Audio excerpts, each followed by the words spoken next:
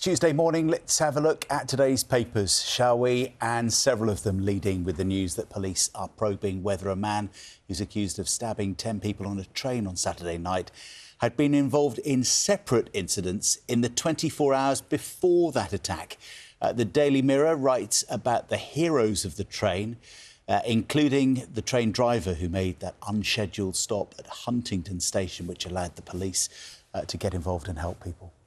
Anthony Williams' alleged links to separate stabbing incidents also leading the Times today. The paper reports that Cambridgeshire Police referred itself to the police watchdog, but it did not meet the criteria for a referral because none of the injured had made police contact before they were attacked. There's still 3 weeks to go, more than 3 weeks till the budget, but yet more speculation. The Daily Mail here leading with a preview of the Chancellor's speech, which is going to happen in Downing Street in about 8 o'clock this morning. And the Mail says she's going to address speculation about the contents of the budget. Be interesting to see here on Breakfast if she talks about tax rises and how far she goes. Yeah, indeed.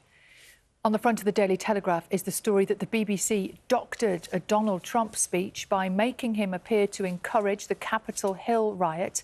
According to an internal whistleblowing memo seen by the paper, it reports that a panorama programme broadcast a week before the 2024 US presidential election misled viewers. Inside the papers, I've seen this on page 13 of the Daily Mail this morning. This is interesting. We talked last week, didn't we, about steps, the number of steps we do. Walking, yes. And how important it is for health. Yeah. Well, there's a very specific survey here that's been done by Harvard University in America of thousands of people, older people, which says that if you take a daily stroll and walk around 3,000 steps a day, it cuts your risk of Alzheimer's, or it slows the development of Alzheimer's by cutting down the type of protein changes in the brain that happen as it begins. And they're saying it could have a real benefit, even more importantly than some drugs, in trying to reduce the risk of dementia in some people.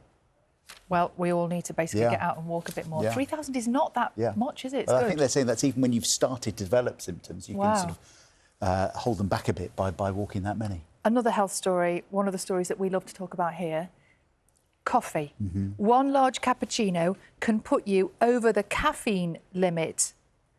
Did you know that? One large cappuccino, I think we're probably well over it. Consuming more than 400 milligrams of caffeine a day, so that's one large cappuccino, can impair a driver's concentration and distract them because of that when they're driving. I'd have thought it would make you more alert, make you more sort of...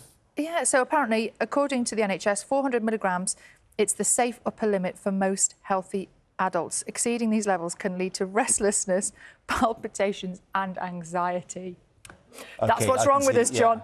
I think by that reckoning, I can't drive for the next 12 years, even if I don't drink any more coffee. And before we go, I just have to give you a little update about Frankie from yesterday. The flamingo. Do you remember Frankie, that very cute flamingo? Have we got news?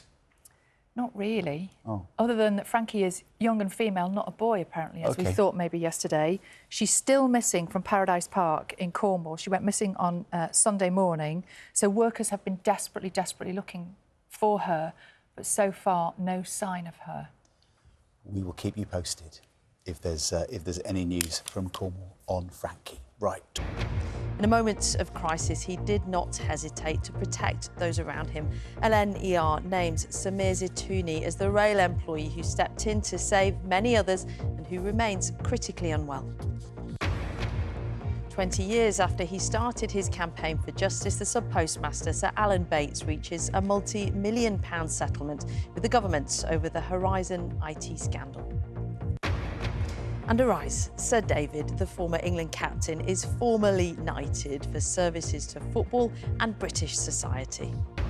The Chancellor refuses to rule out tax rises in the upcoming budget, but any increases in income tax, national insurance or VAT would mean breaking a pledge in Labour's manifesto. Coming up, a hidden gem in the heart of the Lake District. We savour the autumn colours at the UK's largest volunteer-run garden. Counter-terrorism police are examining allegations that a UK university faced sustained pressure from China when it asked an academic to halt research into human rights violations in the country's Xinjiang province. Sheffield Hallam University has already apologised to Professor Laura Murphy. Police will look at whether the allegations fall under Section 3 of the National Security Act, which deals with assisting a foreign intelligence service. It will become illegal to sell nicotine pouches to anyone under the age of 18. Currently, there are no age restrictions on their sale or any limits on how strong they can be. The government's planning to make the changes as part of the Tobacco and Vapes Bill, which is making its way through Parliament.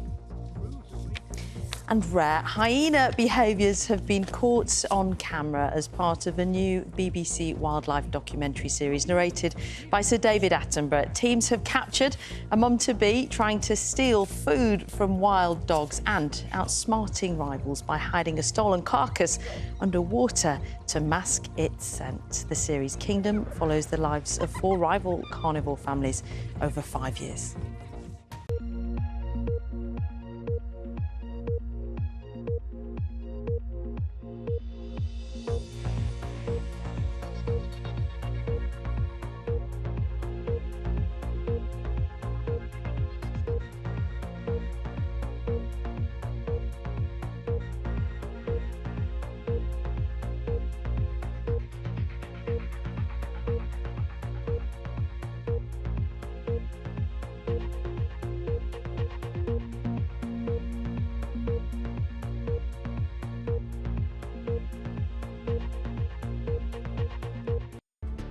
The brother of the Southport attacker tells a public inquiry he feared his brother would kill their family.